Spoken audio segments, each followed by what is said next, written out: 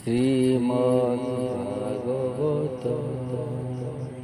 ওম নমো ভগবতে বাসুদেবায়।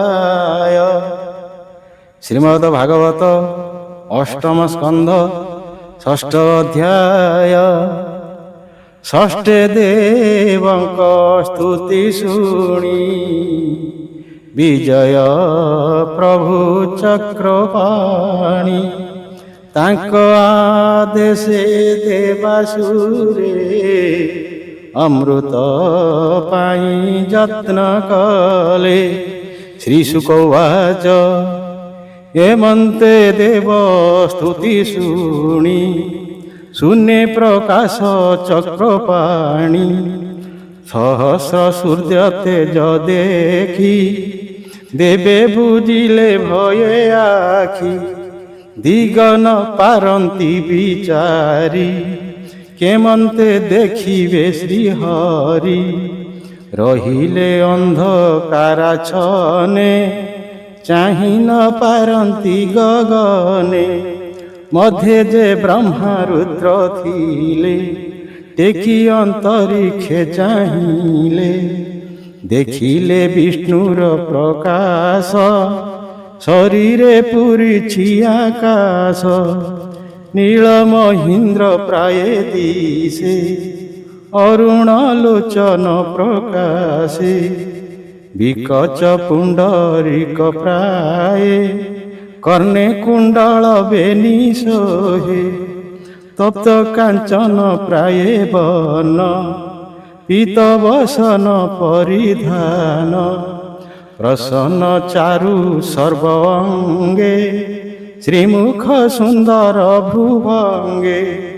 ଅମୂଲ୍ୟ ମୁକୁଟ ଲଲାଟେ କାଞ୍ଚନ ଭୂଷଣ ପ୍ରକଟେ। ଆଜାନୁଲମ୍ବ ଚାରି ଭୁଜେ କେଉର କଙ୍କଣ ବିରାଜେ। କାଞ୍ଚି ଅଳାପ ବଳୟରେ ଶୋଭିତ ହାର ନୂପୁରରେ। କୌସ୍ତୁଭ ମଣି କଣ୍ଠେ ଶୋହେ ତେଜ ପ୍ରକାଶେ ଜନମୋହେ। କମଳା ବନମାଳ ରଙ୍ଗେ ହୃଦେ ସୋହଇ ଅନୁରାଗେ। ହେମନ୍ତ ରୂପ ଶୂନ୍ୟେ ଚିନ୍ତି ଶିବ ସହିତେ ବେଦପତି। ଧ୍ୟାନେ ଗୋବିନ୍ଦ ପାଦେ ପଡ଼ି ସ୍ତୁତି କରନ୍ତି କର ଯୋଡ଼ି। ବ୍ରହ୍ମା ଉବାଚ ଅଜ ନିର୍ମଳ ଯେ ସ୍ୱଭାବେ ସୃଷ୍ଟି ପାଳନ ସ୍ଥିତି ଲାଭେ। ଅଗୁଣେ ବିଶ୍ରାମ ତୁମ୍ଭର ମହିମା ଅମୃତ ସାଗର। ଅଣୁ ଅଣୁଭାବ ହୋଇ ସମୟା ସୁଖେ ଯେ ଭଜଇ। ମହାନୁଭବ ଏ ଜଗତେ ମହାପୁରୁଷ ନମସ୍ତୁତେ। ତୁ ନାଥ ସଂସାର ଧାରଣ ଏଣୁ ଅଶେଷ ମୁନିଗଣ। ଆଗମ ନିଗମେ ସମ୍ପାଦି ବିଚାରି ମନ୍ତ୍ର ଯୋଗ ବିଧି। ବେଦ ବିହିତେ ରବି ତଳେ ମନ ପବନ ସୁନିଶ୍ଚଳେ। ତୋହର ରୂପ ଧ୍ୟାନ କରି ମାୟା ଗହନୁ ଯାନ୍ତି ତରି। ତୁ ନାଥ ଆଦି ମଧ୍ୟ ଅନ୍ତେ ଯେବା କରାଉ ଆତ୍ମତନ୍ତ୍ରେ। ଜଗତେ ଆଦି ମଧ୍ୟ ତୁହି ମୃତ୍ତିକା ଘଟ ପ୍ରାୟ ହୋଇ। ତୋ ରୂପ ବିଶ୍ୱେ ପ୍ରକାଶଇ ସେ ରୂପ କେ ପାରିବ କହି। ଆତ୍ମାଶ୍ରୟେ ମାୟା କରି ତୁ ଏ ସଂସାର ରୂପ ଧରି। ସଂସାରେ ପଶୁ ଆତ୍ମା ରୂପେ ସୁଖେ ବିହରୁ କଳ୍ପେ କଳ୍ପେ। ନିର୍ମଳ ଚେତା ମୁନି ଜନେ ତୋତେ ଦେଖନ୍ତି ସୁଧ ମନେ। ଯଥା ଅନଳ କାଷ୍ଠେ ଥାଏ ଯେହ୍ନେ ଅମୃତ ଗୋରୁ ଦେହେ। ଧରଣୀ ଦେହେ ଅନ୍ନ ଯେହ୍ନେ ସଂଯୋଗେ କୃଷି କରସଣେ। ମନୁଷ୍ୟ ନାନା ଯୋଗ ବଳେ ଲଭଇ ତୋ ପାଦ କମଳେ। ନମିଣ ତୋ ଚରଣ ତଳେ ଭବସାଗରୁ ତରେ ଭଲେ ସର୍ବେ ନମନ୍ତି ତୋ ଚରଣେ ତୁ ଥାଉ ସଂସାର ଧାରଣେ ବାଞ୍ଛିତ ଅର୍ଥ ଫଳ ପାନ୍ତି ନାନା ପ୍ରକାରେ ତୋତେ ଚିନ୍ତି ତୋ ରୂପ ଆତ୍ମା ଗତେ ଦେଖି ସଂସାର ତେଜି ହନ୍ତି ସୁଖୀ ଯେସନେ ଗଜ ଦାବା ନଳେ ପ୍ରବେଶ କରି ଗଙ୍ଗା ଜଳେ ଆମ୍ଭେ ସକଳ ଲୋକ ପାଳେ ଶରଣ ତୋ ପାଦ କମଳେ ଏ ଦେହ ଅନ୍ତର ବାହାରେ ତୋ ତହୁଁ କେବା ଅଛି ପରେ ଏ ଦେବ ଗଣେ ମୋର ତୁଲେ ଦକ୍ଷାଦି ପ୍ରଜାପତି ମେଳେ ତୋ ଅନୁଗ୍ରହେ ବହୁ ଅଙ୍ଗ ଅନଳୁ ଯେସନେ ସ୍ଫୁଲିଙ୍ଗ କିବା କହିବୁ ତୋ ଅଗ୍ରତେ ଆମ୍ଭକୁ ରଖ ଏ ଜଗତେ।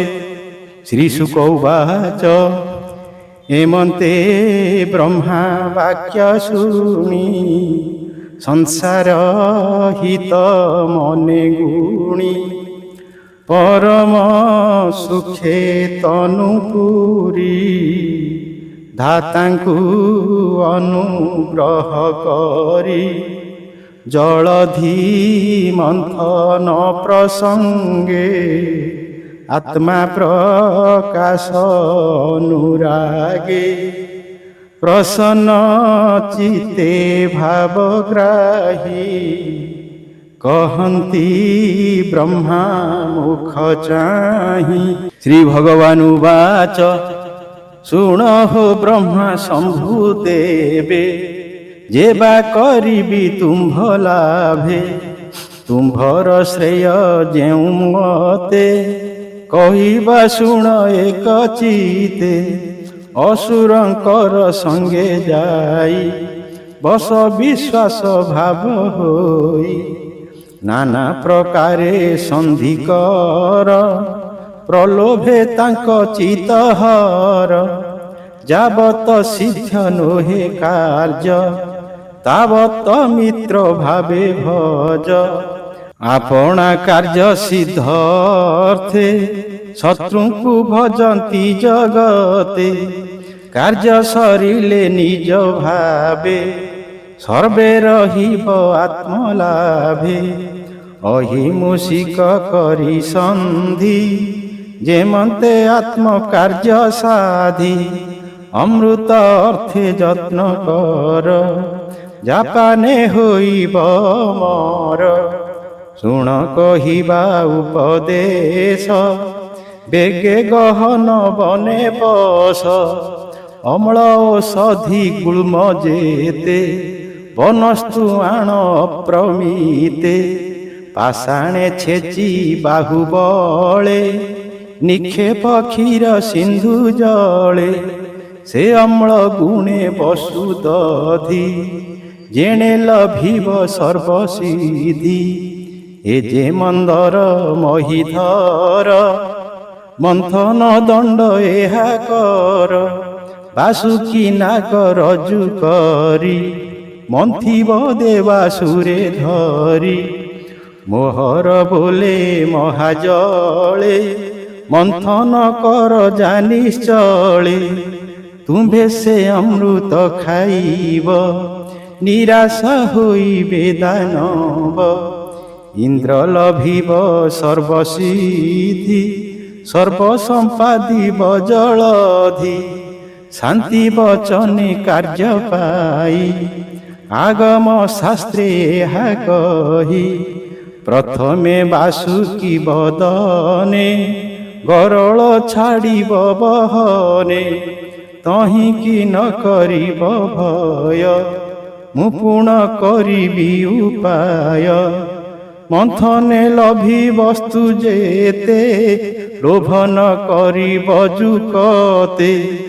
ଶ୍ରୀ ଶୁକ ଉବାଚ ଏମନ୍ତ ଦେବଗଣେ କହି ତକ୍ଷଣେ ଗରୁଡ଼ ଆରୋହୀ ନିଜ ଭୁବନେ ହରିଗଲେ ଭକତ ପାରିଷଦ ତୁଲେ ରୁଦ୍ର ବ୍ରହ୍ମାଦି ଦେବଗଣେ ନମିଲେ ବିଷ୍ଣୁର ଚରଣେ ସକଳେ ହୋଇ ଏକଚିତ ବଳି ଭୁବନେ ଉପଗତ ଦ୍ୱାରେ ଅସୁର ଯେତେ ଥିଲେ ଦେବଗଣଙ୍କୁ ନିରୋଧିଲେ ଦେବ ନିଷେଧ କଥା ଶୁଣି ଅସୁରଙ୍କର ଚୂଡ଼ାମଣି ସନ୍ଧି ବିଗ୍ରହ ସେ ଜାଣଇ ବୋଲଇ ନିଜ ଗଣରାଇ ଦେବଙ୍କୁ ଛାଡ଼ ତୁମ୍ଭେ ଦ୍ୱାର କି ଶୋଭା କରିବେ ବିଚାର ଏମନ୍ତେ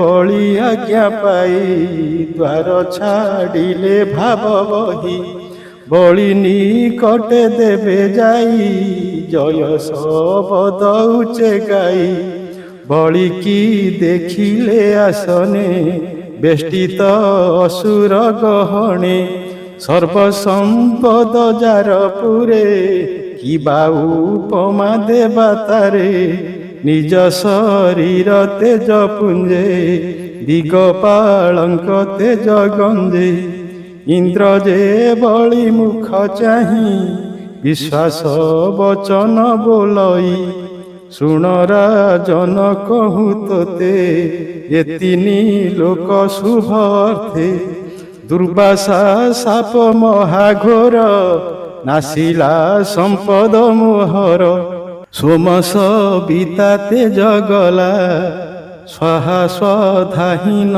ଚଳିଲା କମ୍ପଇ ଏ ତିନି ଭୁବନ ସର୍ବେ ହୋଇଲେ ଦୁଃଖେ ଛନ ଏଣୁ ବିଷ୍ଣୁ ଭୁବନେ ଯାଇ କହିଲୁ ବ୍ରହ୍ମା ରୁଦ୍ର ଲଇ ପୁରୁଷୋତ୍ତମଙ୍କ ବଚନ ରାଜନ ତୋ ସମନେ ଶୁଣ ବୋଇଲେ କ୍ଷୀର ଜଳଧି ଅମ୍ଳ ସଂଯୋଗେ କର ଦଧି ମନ୍ଦର ଗିରି କି ଆଣିବ ସମୁଦ୍ର ମଧ୍ୟରେ ସ୍ଥାପିବ ବାସୁକି ନାଗରଜୁ କରି ଦେବଦାନବେ ତାହା ଧରି ଯତନେ କରିବ ମନ୍ଥନ ସୁଧା କରିବ ସୁଖେ ପାନ ଯେତେ ପୂଜିବ ମନ୍ଥନେ ସକଳେ ମିଳିତ ସମନେ ସମାନ ଭାଗେ ଭୋଗ କର ସନ୍ତୋଷ ମନେ ଦେବାସୁର ସଂସାର ହେଉ ଏଣେ ରକ୍ଷା ହେମନ୍ତ ବିଷ୍ଣୁ ଦେଲେ ଦୀକ୍ଷା ଏଣୁ ତୁମ୍ଭର ସଙ୍ଘେ ଆମ୍ଭେ ମିଳିଲୁ ମନ୍ଥନ ଆରମ୍ଭେ ତୁମ୍ଭ ଆମ୍ଭର ଏକ ଗତି ଯାହା ବୋଇଲେ ଶ୍ରୀପତି ହେମନ୍ତ ଇନ୍ଦ୍ର ମୁଖୁ ଶୁଣି ଅସୁର ମନେ ମନେ ଗୁଣି ବୋଇଲେ ଶୁଭ କଥା ଏହି ବିଷ୍ଣୁ ମାୟାରେ ମନ ମୋହି ବଳି ସଙ୍ଗତେ ଉଠି ସର୍ବେ ସମ୍ମତି କଲେ ପ୍ରିୟ ଭାବେ ସମ୍ବରାରିଷ୍ଟ ନେମି ତୁଲେ ଯେତେ ଦାନବ ବୀର ଥିଲେ ବିଷ୍ଣୁ ମୋହନ ମାୟା ମତେ ହରସ ଅସୁରଙ୍କ ଚିତେ ଦେବଦାନବ ପ୍ରୀତି ମନେ ମିଳିଲେ ଗିରି ସନ୍ନିଧାନେ ନାନା ତୀକ୍ଷ୍ଣ ଶସ୍ତ୍ର ଧରି ଉପାଡ଼ି ଘୋର ନାଦ କରି ଇନ୍ଦ୍ରର ତୁଲେ ଦେବ ଯେତେ ଅସୁରେ ବଳିର ସಮೇତେ ସମସ୍ତେ ମୁଣ୍ଡେ ଗିରି କଲେ ବଳେ କେତେ ଦୂର ନେଲେ କାହୁଁ ବହିବେ ଗିରିବର ଯେ ଗିରିବରଙ୍କ ଶେଖର ପଥେ ବହନ୍ତେ ଗରୁତରେ ପଡ଼ିଲା ତାହାଙ୍କ ଉପରେ ଚୂର୍ଣ୍ଣ ହୋଇଲେ ମହାଭାରେ ସକଳେ ପଡ଼ିଲେ ଭୂମିରେ ଶିର ଚରଣ ବାହୁ ଚୁରି ପଥେ ପଡ଼ିଲା ମହାଗିରି ଦେବଙ୍କୁ ଦେଖି ଭଗବାନ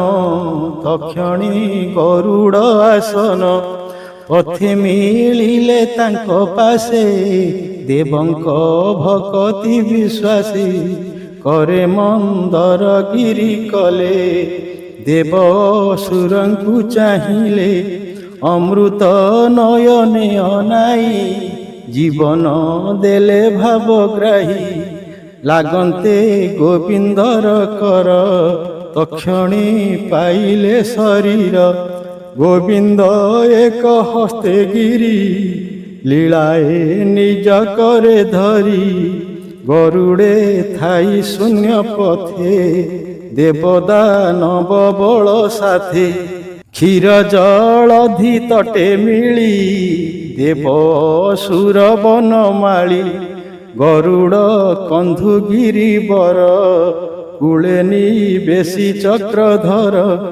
ଗରୁଡ଼ ଗଲା ନିଜ ପୁର ଶୁଣ ପରୀକ୍ଷ ନୃପବର ଦେବ ଅସୁରଙ୍କର ଭାବ ଯହୁଁ ଅମୃତ ଉଦ୍ଭବ ସୃଜନେଣେ ଚିତ କର ମାୟା ସଂକଟରୁ ନିସ୍ତର ଗୋଲଇ ଦାସ ଜଗନ୍ନାଥ ଅଷ୍ଟମ ସ୍କନ୍ଧେ ଭାଗବତ।